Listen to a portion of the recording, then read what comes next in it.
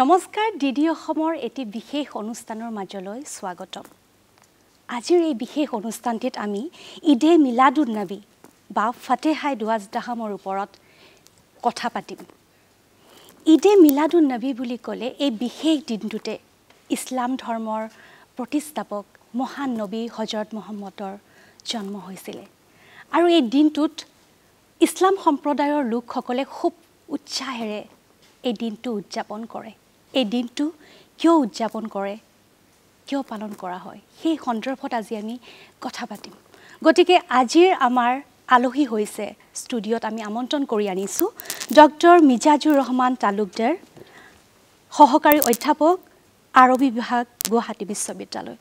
আপোনাক স্বাগতম thank U so মাচ আৰু লগতে আছে নুৰুল ইছলাম লস্কৰ ডাঙৰীয়া ষ্টাৰ্ছ অফ নৰ্থ ইষ্ট ইণ্ডিয়াৰ প্ৰতিষ্ঠাপক স্বাগতম আপোনাক ধন্যবাদ প্ৰথমে মই এটা প্ৰশ্ন কৰিবলৈ লৈছো ডক্টৰ মিজাজুৰ ৰহমান ডাঙৰীয়াক ঈদে মিলাদুন নবী কিয় পালন কৰা হয় বা কি হয় আমাৰ দৰ্শকসকলক যদি আপুনি অলপ বহলভাৱে কৈ দিয়ে ভাল লাগে ধন্যবাদ আজিৰ ঈদে মিলাদুন নবীৰ তাৎপৰ্য আৰু গুৰুত্ব উপলক্ষে দূৰদৰ্শন কেন্দ্ৰ গুৱাহাটী যেটো অনুষ্ঠান আয়োজন কৰিছে তাৰ কাৰণে মই গুৱাহাটী দূৰদৰ্শন কেন্দ্ৰক ধন্যবাদ জ্ঞাপন কৰিছো আৰু লগতে আমাৰ যিসকল দৰ্শক শ্ৰোতাসকল আছে তেওঁলোক সকলোকে ধন্যবাদ জ্ঞাপন কৰিছো আপুনি সুধিছে যে ঈদে মিলাদুন নবী বা ফাতেহায়ে দুৱাজদাহম কিয় উদযাপন কৰা হয় ফাতেহায়ে দুৱাজদাহম এটা ফাৰ্সী শব্দ যাৰ অৰ্থ হল 12 অৰ্থাৎ 12 ৰবিউল আউয়াল হিজৰী বৎসৰৰ যেটো তৃতীয় মাহ হয় ৰবিউল আউয়াল এই তৃতীয় মাহৰ ৰবিউল আউয়ালৰ 12 তাৰিখ হযৰত মুহাম্মদ মুস্তাফা সাল্লাল্লাহু আলাইহি ওয়াসাল্লাম তেওঁ জন্মগ্ৰহণ কৰিছিল আৰু তেওঁৰ জন্মগ্ৰহণটো পৃথিৱীৰ ইতিহাসৰ এটা উল্লেখযোগ্য ঘটনা হয় যাৰ ফলশ্ৰুতিতে যাৰ কাৰণে এই ঈদ তেওঁৰ জন্মদিনটো ফাতেহায়ে দুৱাজদাহম হিচাপে পালন কৰা হয় আৰু তাতে তেওঁৰ প্ৰতি দুৰুদ ও ইস্তিগফাৰ জনোৱা হয় মানুহে কুৰাণ শৰীফ তিলাওয়াত কৰে বিভিন্ন পুণ্যৰ কাম কৰে এই কামৰ জৰিয়তে আমি মহান নবীক আমি স্মৰণ কৰো আৰু তেওঁৰ আদৰ্শ অনুসৰণ কৰি কেনে জীৱনৰ বাটত চলাৰ কাৰণে আমি অনুপ্ৰাণিত হওঁ ইটোৱে সমুকৈ যদি মই ক'ব যাওঁ তেনেহলে ইটোৱে ঈদে মিলাদুন নবী বা ফাতেহায়ে দুৱাজদাহম উদযাপন কৰাৰ সমুকৈ এটা তাৎপৰ্য হয় নুৰুল ইছলাম ডাঙৰীয়া মই আপোনাৰ ওচৰলৈ আহিছো মানৱ জাতিক যি ইছলাম ধৰ্মৰ জৰিয়তে শিক্ষাৰ জৰিয়তে তেওঁ মানৱ জাতিটোক কি শিক্ষা দিব বিচাৰিছিলে বৰ্তমান সময়ত মানৱতা বুলি ক'লে বহুত প্ৰশ্ন উত্থাপন হয় তেওঁ যি ধৰ্মৰ প্ৰচাৰ চলাইছিলে মানৱ জাতিটোৰ ওপৰত বিভিন্ন শিক্ষা ব্যৱস্থা তেওঁ আগবঢ়াই দিছিলে তেওঁৰ শিক্ষা ব্যৱস্থাটোৰ ওপৰত আপুনি কি ক'ব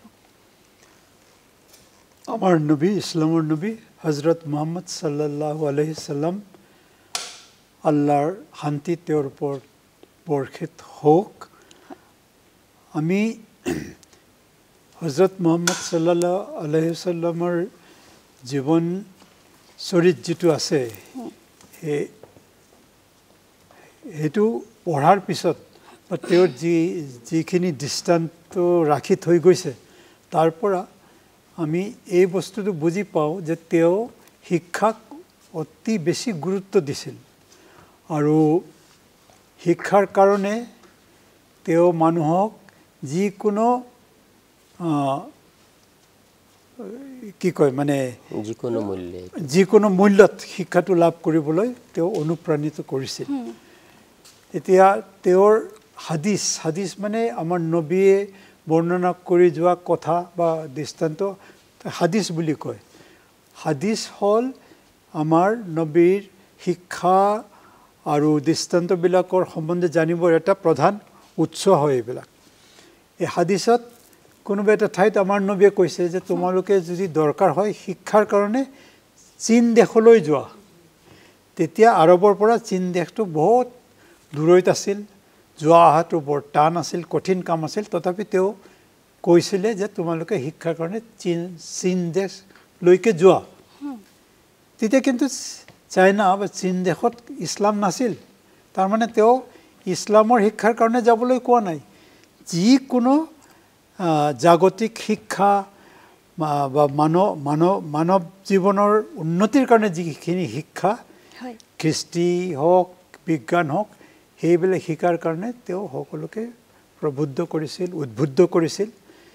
শিক্ষাক তেওঁ বৰ বেছি গুৰুত্ব দিছিল এনেকুৱাও আছে যে তেওঁৰ জীৱনকালত কেইবাটাও যুদ্ধ হৈছিল যুঁজ হৈছিল কেতিয়াবা অমুছলিম যুদ্ধবন্দীসকলক তেওঁ তাৰ পৰা বাছি যিসকল শিক্ষক আছে তেওঁলোকক কৈছিলে যে তোমালোকে যদি আমাৰ ল'ৰা ছোৱালীক শিক্ষা দিয়া তোমালোকক মুক্তি দি দিয়া হ'ব ইয়াৰ পৰা আমি বুজিব পাৰোঁ যে শিক্ষাক তেওঁ কিমান মাহাত্ব বা কিমান মানে গুৰুত্ব দিছিল তাৰ পৰা আমি বুজিব পাৰোঁ হয় মিৰ্জাজুৰ ৰহমান ডাঙৰীয়া আপোনাৰ ওচৰলৈ আহিছোঁ ঈদে মিলাদুন নবী কেনেকৈ উদযাপন কৰিব লাগে বিভিন্ন সময়ত বৰ্তমান সময়ত বিভিন্ন ধৰণৰে উদযাপন কৰা দেখিবলৈ পোৱা যায় কিন্তু প্ৰকৃততে ঈদে মিলাদুন নবী কেনেকৈ আমি উদযাপন কৰিব লাগে ধন্যবাদ মই আপোনাৰ প্ৰশ্নটোৰ পোনপটীয়াকৈ উত্তৰ দিয়াৰ আগতে অকণমান এটা প্ৰেক্ষাপট মই ক'ব খুজিছোঁ প্ৰেক্ষাপটটো হ'ল যে এই যিটো ফাতেহায়ে দুৱাজদহম বা প্ৰফেটৰ যিটো জন্মগ্ৰহণ পৃথিৱীত যিটো আবিৰ্ভাৱ তেওঁৰ আমি তেওঁৰ আবিৰ্ভাৱটো মই প্ৰথমে কৈছিলোঁ যে এইটো এটা উল্লেখযোগ্য হিষ্টৰিকেল ইভেণ্ট আমি যদি অকণমান বেকগ্ৰাউণ্ডৰ ফালে যদি চাওঁ আমি পৃথিৱীৰ বিভিন্ন ঠাইতে মানৱ সভ্যতা গঢ় লৈ উঠিছে আমাৰ যেনেকুৱা পশ্চিম ভাৰত পাকিস্তান আফগানিস্তানক কেন্দ্ৰ কৰি যেনেকুৱা এটা হিন্দু সভ্যতা বা হৰপ্পা চিভিলাইজেশ্যন গঢ় লৈ উঠিছিলে ঠিক তেনেকুৱা মেছ'পটামিয়ান চিভিলাইজেশ্যন ইৰাক অঞ্চলতো গঢ়ি উঠিছিলে এই মেছ'পটামিয়ান অঞ্চলতে হজৰত ইব্ৰাহিম আলাইহিছ সালাতু ৱাছালাম নামে এজন নবী জন্মগ্ৰহণ কৰিছিলে আমি সকলোৱে জানো আৰু ইছলাম তাৰপিছত খ্ৰীষ্টানিটি জুডাইজম এই ধৰ্মবিলাকক আব্ৰাহামিক ৰিলিজন বুলি কোৱা হয় আজিৰ পৰা প্ৰায় 4000 বছৰ আগতে অৰ্থাৎ মই যদি একজেক্টলি যদি কওঁ ইট ৱাজ ইন 1996 BC যেতিয়া ইব্ৰাহিম আলাইহিছ সালাতু ৱাছালাম জন্মগ্ৰহণ কৰে আৰু তেওঁ যিটো পৰিৱেশ আৰু পৰিস্থিতিত জন্মগ্ৰহণ কৰিছিলে তাতে অনাচাৰ অধৰ্ম অৰ্থাৎ সৃষ্টিকৰ্তা আল্লাহক মানুহে পাহৰি পেলাইছিলে যাৰ কাৰণে এই সমাজ ব্যৱস্থাৰ বিৰুদ্ধে তেওঁ মুকলিকৈ এটা এক প্ৰকাৰে ক'ব গ'লে এটা বিদ্ৰোহ কৰিলে বিদ্ৰোহ কৰি কেনে এক আল্লাহৰ মানে উপাসনা কৰাৰ কাৰণে একেশ্বৰবাদৰ প্ৰতি মানুহক মানে তেওঁ অনুপ্ৰাণিত কৰিলে আহ্বান কৰিলে কিন্তু তেওঁ দেউতাকে আদি কৰি তেওঁৰ সমাজ বা পাৰা প্ৰতিবেশী যিমান সকলোৱে তেওঁৰ বিৰুদ্ধাচৰণ কৰিলে লাষ্টত তেওঁ কি হ'ল ইৰাকৰ এই অঞ্চলৰ পৰা ফিলিস্তিনত তেওঁ যাব লগা হ'ল তেওঁ ফিলিস্তিন গ'ল ফিলিস্তিনৰ পৰা পিছত তেওঁ ইজিপ্ততো আহিলে ইজিপ্তৰ পৰা আমি সকলোৱে জানো যে তাৰ পিছত তেওঁ মাইগ্ৰেট কৰি কেনে মক্কা নগৰীত আহিলে আহি কেনে তেওঁৰ এজনী স্ত্ৰী আৰু স্ত্ৰীক ইয়াতে ৰাখি কেনে আৰু সৰু এজন ল'ৰা আছিলে হজৰতে ইছমাইলক ইয়াতে ৰাখি কেনে আকৌ তেওঁ ফিলিস্তিন গুচি গ'ল এই যে হজত গ'লে যে আমি জমজম কূপ যিটো আছে যাৰ পৰা পানী খাওঁ এইটো তো একেবাৰে সৰু কেঁচুৱা আছিলে হজৰতে ইছমাইল একেবাৰে মৰু প্ৰান্তৰ কোনো পানী নাই কোনো ধৰণৰ ব্যৱস্থা নাই তো তেওঁৰ পদাঘাতৰ পৰা তেওঁ ভৰি দি যিটো মানে মাৰিছিলে তাৰ পৰাই পানীটো আহিল আৰু লাহে লাহে এই ঠাইখিনি জনমানৱে মুখৰিত হৈ উঠিল তো ইয়াৰ পিছতে হজৰত মুহাম্মদ মুস্তাফা সাল্লাল্লাহু আলাইহি ওয়াসাল্লাম একেবাৰে লাষ্টত 570 মানত তেওঁৰ জন্ম হ'ল আৰু তেওঁ হ'ল আখেৰী নবী সৰ্বশেষ নবী অৰ্থাৎ Islam is a continuity Islam হ'ল একেবাৰে আদম আলাইহিছ সালাতু ৱাছালামৰ পৰা আৰম্ভ কৰি হজৰত মুহাম্মদ মুস্তাফা সাল্লাল্লাহু আলাইহি ওয়াসাল্লাম পৰ্যন্ত নবী আম্বিয়াসকলৰ পয়গাম্বৰসকলৰ এটা ধাৰাবাহিকতা চলি আহিছিলে আৰু এই ধাৰাবাহিকতাটো প্ৰফেট মুহাম্মদৰ মাধ্যমেই কমপ্লিট হ'ল অৰ্থাৎ তেওঁৰ পিছতে আৰু কোনো ৰসুল এই পৃথিৱীত আৰু নাহিব আৰু কোনো নবী আৰু কোনো পয়গাম্বৰ কিন্তু নাহিব এতিয়া আমি যদি তেওঁৰ যদি এথনিচিটিটো আমি যদি চাওঁ বৰ ধুনীয়া বস্তু এটা চাব আপুনি হজৰত ইব্ৰাহিম আলাইহিছ সালাতু ৱাছালাম পাৰ্চিয়ান অৰিজিন হজৰত ইছমাইল আলাইহিছ সালাতু wassalamৰ তেওঁৰ মা আছিলে ইজিপছিয়ান অৰিজিন, তেওঁৰ স্ত্ৰী আছিলে আৰব অৰিজিন, আৰু এই ডিসেন্ডেন্সিৰ পৰা এই বংশ পৰম্পৰা হযৰত মুহাম্মদ সাল্লাল্লাহু আলাইহি ওয়াসাল্লামৰ জন্ম, মানে তিনিটা ব্লাড একাধাৰে তেওঁ ইৰানিয়ান, ইজিপছিয়ান এণ্ড আৰব, এই তিনিটা সভ্যতাৰ এটা সংমিশ্ৰণ তেওঁৰ ব্লাডৰ মাজত হৈছে। আৰু হযৰত মুহাম্মদ মুস্তাফা সাল্লাল্লাহু আলাইহি ওয়াসাল্লাম যেতিয়া জন্মগ্ৰহণ কৰিছিলে, আমি কম বেছি আমি সকলোৱে জানো যে তেতিয়া আৰবৰ পৰিৱেশ আৰু পৰিস্থিতি কেনেকুৱা আছিলে। ৰাষ্ট্ৰ ব্যৱস্থাটো নাছিলেই, সৰু সৰু গোত্ৰ গোষ্ঠী ট্ৰাইবৰ মাজত বিভক্ত আছিলে, সদায় কাজিয়া ফসাদ এইবিলাকতে মানুহ লিপ্ত আছিলে, মানে জাহিলিয়াত বুলি যাক কয়, যাক প্ৰি ইছলামিক জাহিলিয়া পিৰিয়ড বুলি যাক আমি কওঁ, এই জাহিলিয়াতে এটা অন্ধকাৰৰ এটা যুগত নিমজ্জিত আছিলে। এই অন্ধকাৰৰ মাজতে হযৰত মুহাম্মদ মুস্তাফা সাল্লাল্লাহু আলাইহি ওয়াসাল্লামৰ আবিৰ্ভাৱ হ'ল। তেওঁৰ সৰুৰ পৰা এটা ব্যতিক্ৰমী চৰিত্ৰ তেওঁৰ মানে ফালে চালে লক্ষ্য কৰা গ'ল। আৰু বিশেষকৈ তেওঁ যেতিয়া বয়স 35-40 হ'বলৈ হ'ল, বিশেষকৈ আফটাৰ 35 তেওঁ যথেষ্ট চিন্তামগ্ন হৈ উঠিল। সদায় তেওঁ একাগ্ৰ চিত্তে থাকে, অকলশৰীয়া হৈ থাকিব খোজে, ধ্যানমগ্ন হৈ থাকিব খোজে। এনেকুৱা তেওঁ বয়স যেতিয়া 40ৰ ওচৰা ওচৰি হ'ল, তেতিয়া তেওঁ গাৰে হেৰা নামক এটা গুহাত যাই কেনে তেওঁ ধ্যানমগ্ন হৈ থাকিল। আৰু তাতে সৰ্বপ্ৰথম হযৰতে জিব্ৰাইল আলাইহিছ সালাতু wassalamে ঐশী বাণী লৈ আহিলে, আল্লাহ ৰাব্বুল আলামিনৰ পৰা ওহী লৈ আহিলে, আৰু ওহী নাজিল হ'ল যে ইকৰা, আপুনি পঢ়ক। অৰ্থাৎ এই যে আপুনি যিটো প্ৰশ্ন কৰিছিলে যে পঢ়াৰ গুৰুত্ব, এডুকেশ্যনৰ কি গুৰুত্ব, কুৰাণ শৰীফৰ প্ৰথম শব্দটোৱে হ'ল ইকৰা। আৰু ছাৰে খুব ধুনীয়াকৈ কথাখিনি কৈছে যে বদৰৰ যুদ্ধত যিবোৰ যুদ্ধবন্দী হৈ আহিছিলে, এই যুদ্ধবন্দীসকলক বহুতকে আল্লাহৰ ৰসুলে এনেই মুক্ত কৰি দিছে। বহু আহি কৈছে যে ইয়া ৰাসূলুল্লাহ, আমি দুখীয়া মানুহ, কন্যাদায়গ্ৰস্ত বাবা দেউতা, মোৰ ছোৱালী আছে, মোৰ অসুবিধা হয় ঘৰত। আল্লাহৰ ৰসুলে কৈছে আপোনাক মই মুক্ত কৰি দিলোঁ। কিছুমান আছিলে পঢ়া শুনা জানা, তেওঁলোকক ক'লে যে এটা কাম কৰক, আপোনালোককো মুক্তি দিম, কিন্তু আমাৰ ল'ৰা ছোৱালীক আপোনালোকে অলপ শিক্ষা দিয়ক। আপোনালোকে প্ৰতি একজন বন্দীয়ে 10টা ল'ৰা ছোৱালীক যদি লেখা পঢ়া শিকাব পাৰে, তেনেহ'লে এইটোৱে আপোনাৰ মুক্তিপণ। অৰ্থাৎ কম্পালসাৰী প্ৰাইমাৰী এডুকেশ্যনৰ ইয়াতকৈ ডাঙৰ আৰু কি উদাহৰণ হ'ব পাৰে। শিক্ষা ব্যৱস্থাটোৰ প্ৰথম শব্দটোৱে হ'ল ইকৰা। আৰু তাৰ পিছতে তেওঁৰ জীৱনৰ প্ৰতিটা পদক্ষেপত, আনকিতো হুজুৰ সাল্লাল্লাহু আলাইহি ওয়াসাল্লামে তেওঁৰ হাদিছ শৰীফত কৈছে যে জ্ঞান অৰ্জনৰ কাৰণে যদি কোনোবা ঘৰৰ পৰা ওলায়, তেওঁ যেন বেহেস্তৰ ৰাস্তাত ওলাইছে, তেওঁ যেনে জন্নতৰ ফালে আগবাঢ়ি গৈ আছে, ইমানখিনি গুৰুত্ব। তো এইটো প্ৰেক্ষাপটত তেওঁ যেতিয়া পিছত নবুৱতী লাভ কৰিলে, নবুৱতী লাভ কৰাৰ পিছতে তেওঁ যেতিয়া একেশ্বৰবাদৰ যেতিয়া আহ্বান কৰিলে যে এক আল্লাহৰ আমি উপাসনা কৰিম, তেতিয়া তেওঁৰ বিৰুদ্ধাচৰণ আৰম্ভ হ'ল। প্ৰথম 13 বছৰ তেওঁ মক্কাত থাকিলে, আৰু পিছত যেতিয়া দেখিলে যে মক্কাত থাকি কেনে তেওঁৰ জীৱনৰ কাৰণে ভাবুকি হৈ যাব, তেতিয়া তেওঁ মক্কাৰ পৰা হিজৰত বা মাইগ্ৰেশ্যন কৰি কেনে তেওঁ মদিনাত গ'ল। আৰু মদিনাত যাই কেনে আল্লাহৰ ৰসুলে মদিনাৰ যিবিলাক স্থানীয় বাসিন্দাসকল আছিলে সকলোকে লৈ কেনে এটা মদিনা ৰাষ্ট্ৰৰ ভিত্তিপ্ৰস্তৰ স্থাপন কৰিলে। এইকাৰণে তেওঁ একাধাৰে এটা জাতি, এটা ৰাষ্ট্ৰ আৰু এটা ধৰ্মৰ প্ৰচাৰক। তেওঁ এটা কথা আমি প্ৰায় সময় কৈ থাকোঁ যে ইছলাম ধৰ্মৰ প্ৰৱৰ্তক হযৰত মুহাম্মদ মুস্তাফা সাল্লাল্লাহু আলাইহি ওয়াসাল্লাম ইছলাম ধৰ্মৰ প্ৰৱৰ্তক নহয়, তেওঁ প্ৰচাৰক, ধৰ্মৰ প্ৰৱৰ্তক আল্লাহ ৰাব্বুল আলামিন। আৰু সকলো নবী আম্বিয়াসকল যিমানবোৰ পৃথিৱীতে আহিছে, হযৰতে ঈসা, হযৰতে মুসা, প্ৰায় 25জনমান নবীৰ নাম কুৰাণ শৰীফত আছে। অথচ ইছলামী যিটো ধৰ্মতত্ত্ব অনুযায়ী 1,24,000 বা 2,24,000 নবী ৰসুলসকল এই পৃথিৱীতে আহিছে। চ' এইটো এটা কণ্টিনিউটি। মানে বিভিন্ন সময়ত আমি কৈ থাকোঁ, মই মাজতে কৈছোঁ, বিভিন্ন সময়ত আমি প্ৰতিষ্ঠাপক বুলি কৈ থাকোঁ, কিন্তু আজি আমাৰ সেই ভ্ৰান্ত ধাৰণাটো বা ভুল ধাৰণাটো আপুনি প্ৰচাৰক বুলি আমাক শুধৰাই দিলে। মই কথাটো আৰু অকণমান কওঁ। ফৰ এক্সাম্পল, গৌতম বুদ্ধাৰ এটা ষ্টেটমেণ্ট আছে, তেওঁ কৈছিলে যে I am not the last Buddha, nor I am the first one. তেওঁ কৈছিলে যে মই প্ৰথম বুদ্ধা নহয় আৰু মই লাষ্ট নহয়, মোৰ পিছতে আৰু বুদ্ধসকল আহিব। এইকাৰণে আমি একজেক্টলি, কাৰণ ইতিহাসৰ গোটেইখিনি কথাটো ৰেকৰ্ডেড নহয়, পৃথিৱীৰ কোন কোন অঞ্চলত ক'ত ক'ত নবী ৰাসূলসকল আহিছে সকলোতো আৰু ডকুমেণ্টেড নহয় যাৰ কাৰণে ইছলামৰ এটা বুনিয়াদী বিশ্বাস হ'ল যে হযৰত মুহাম্মদ সাল্লাল্লাহু আলাইহি সাল্লামৰ প্ৰতি বিশ্বাস আনাৰ লগে লগে পূৰ্বৱৰ্তী যিমান নবী ৰাসূলসকল পৃথিৱীত আহিছে সকলোৰ প্ৰতি আমি বিশ্বাস স্থাপন কৰিব লাগিব এটো ইছলামৰ এটা প্ৰাথমিক শৰ্ত এটা হয় এটো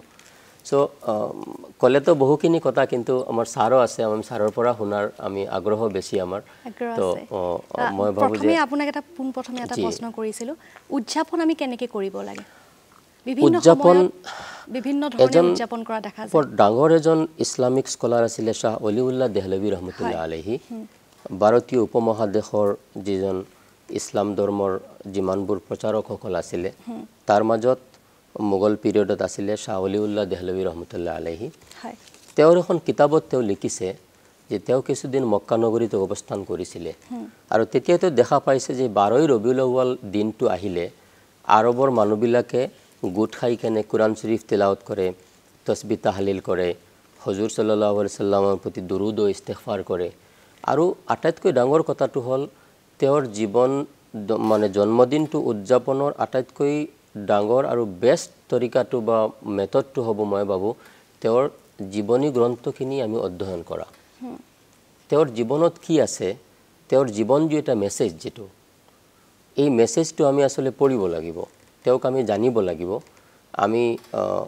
বেলেগৰ কথাটো বাদে দিলো আমি যিবিলাকে আমি ইছলাম ধৰ্মাৱলম্বী বুলি আমি দাবী কৰো মুছলমান বুলি আমি দাবী কৰো আমি বহুত এনেকৈ আছো যে আমাৰ গোটেই জীৱনতেও আমাৰ ৰাসূলৰ এটা জীৱনী গ্ৰন্থ বা এটা বায়োগ্ৰাফি আমি পঢ়ি উঠিব পৰা নাই এই কাৰণে মই ভাবো যে তেওঁৰ প্ৰতি আটাইতকৈ ডাঙৰ ট্ৰিবিউটটো হ'ব যে এই উপলক্ষে তেওঁৰ জীৱনী গ্ৰন্থবিলাক যাতে আমি পাঠ কৰো এইটো তেওঁৰ প্ৰতি আমাৰ শ্ৰদ্ধাঞ্জলি নিবেদনৰ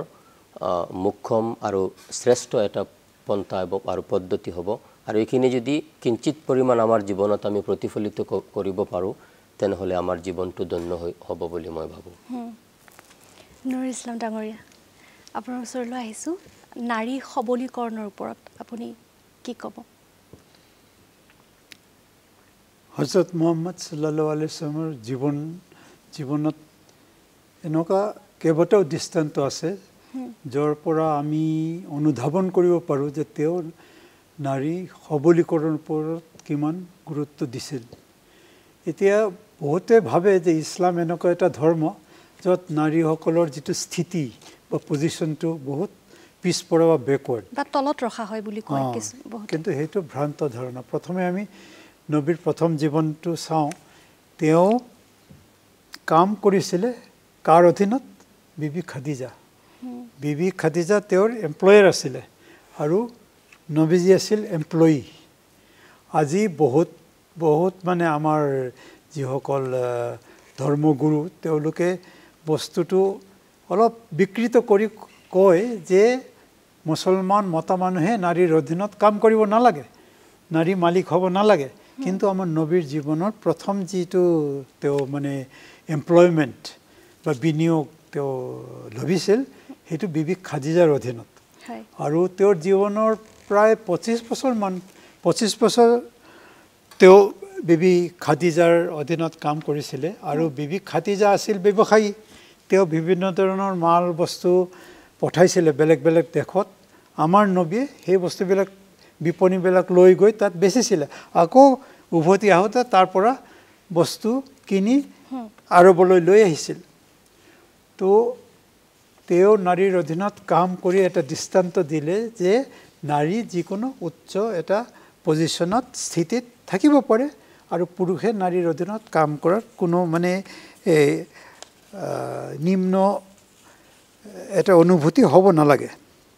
তাৰপিছত আমি আহোঁ হযৰত মুহাম্মদ সাল্লাল্লাহু আলাইহি সাল্লামৰ পত্নী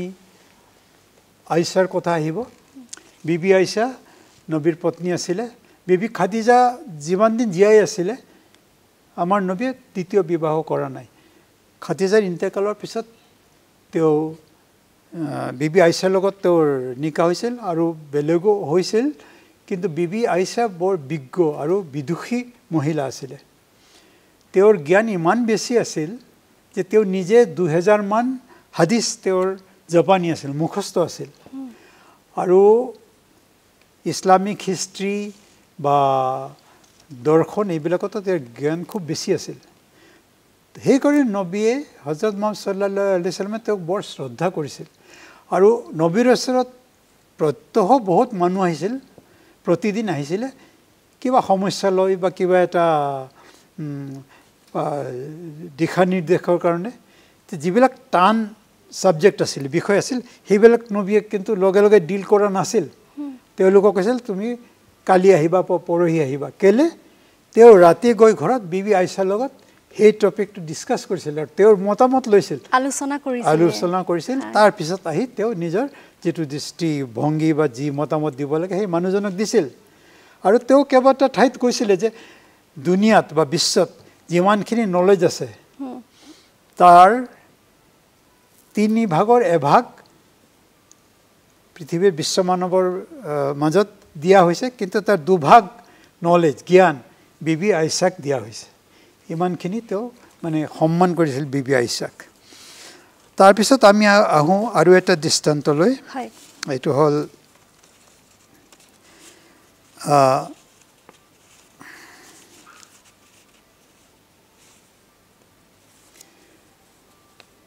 বিধবা বিবাহ